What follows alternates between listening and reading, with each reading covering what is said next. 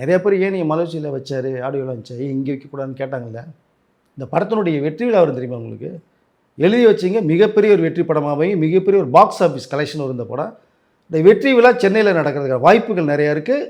மலேசியாவில் நடந்தது அந்த விழாவோட பிரம்மாண்டமாக இங்கே வந்து விழா நடக்கிறாங்க. ஸோ ஏற்பாடுகள் கண்டிப்பாக நடக்கும். சூப்பர்ண்ணா, எதிர்பார்த்துட்டு இருக்காங்க எல்லாரும். அண்டு இந்த ஆடியன்ஸில் இன்னொரு பாயிண்ட் ஒன்று வச்சாங்க. என்னன்னா, விஜய் சார் ஒரு இடத்துல பேசுகிறாரு, நமக்கு ஈக்குவலான ஆளுங்க கூட தான் போட்டியிடணும்னு. அப்போ இது வந்து சொல்லாமல் சிவகார்த்திகேயனை சொல்கிறாரான்னு ஒரு கேள்வி.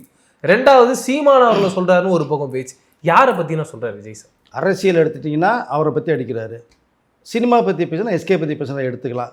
நீங்கள் அந்த எஸ்கே வந்து விஜயோட அந்த காம்படிஷனில் அந்த படத்தோடு அவர் வந்து மோதாமல் இருந்திருந்தால் கண்டிப்பாக அந்த கேட்ட கேள்விக்கு அந்த இடத்துக்கு வந்து எஸ்கே வர்றதுக்கு ஒரு சரியான ஆளுங்கிறத கண்டிப்பாக விஜய் சொல்லியிருப்பார். இல்லைனா அந்த கோட் படத்தில் அந்த சீன் தேவையே இல்லை. அப்படியே தேவை இருந்தாலும் யாரையோ ஒருத்தரை பண்ணியிருக்கலாம். எஸ்கேவை கூப்பிட்டு நடிக்க வச்சு ஒரு டைலாக் கொடுத்து துப்பாக்கி கொண்ட அவசியம் இல்லை. ஆனால் இன்னொரு பக்கம் நீங்கள் பார்க்குறதா இருந்ததுன்னா எஸ்கே வந்து வளர்ந்து வர்ற ஒரு நடிகர். கண்டிப்பாக இப்போ அந்த ஸ்பேஸுக்கு போகணுன்னு எல்லா பேருமே ஆசைப்படுவாங்க. விஜய் அவர்களே ஆசைப்பட்டவர். தூக்கி விட்ட விஜயகாந்த் கூட 6 படம் மோதி இருக்கு. ஓ அப்படியா? விஜயகாந்த் படம் ரிலீஸ் ஆகும் 6 படம் வந்து விஜய் படம் 6 படம் மோதி இருக்கு. ஸோ ரஜினி கூட ஒரு படம் மோதி இருக்கு, அஜித்தோட 2 படம் மோதி இருக்கு, சிம்பு கூட ஒரு படம் மோதி இருக்கு.